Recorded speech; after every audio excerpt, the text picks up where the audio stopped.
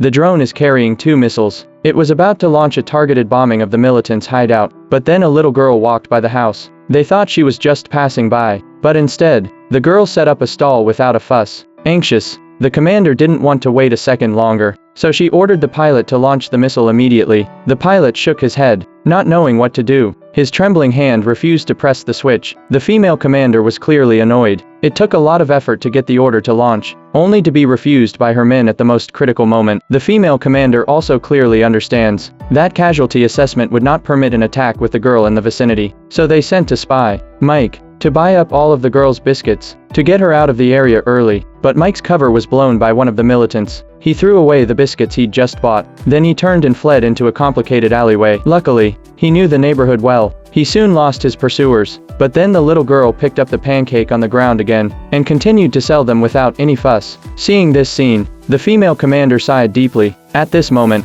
no one is sure when the militants in the house will make their move. The bombing mission must be as fast as possible. Otherwise, when they attack, it will cause even more casualties. But none of the leaders dared to take the responsibility, and hesitated to give the order. At this point, there are only 2 people left in the little girl's stall. Inside the house, the armed men are putting on their equipment. The woman in charge could not wait any longer, so she had her men make a fake assessment. The original assessment was 70% chance of fatality. The report in the hands of her superiors showed a 40% chance of fatality. The battle-hardened officers all knew what was going on, but all of them pretended not to know. Then they accepted it by default and authorized the attack. The pilot who got the results had no choice but to accept them, so he turned on the safety and prepared to fire the missile. Then Mike, who was hiding nearby, had an idea to get the little girl out of the way.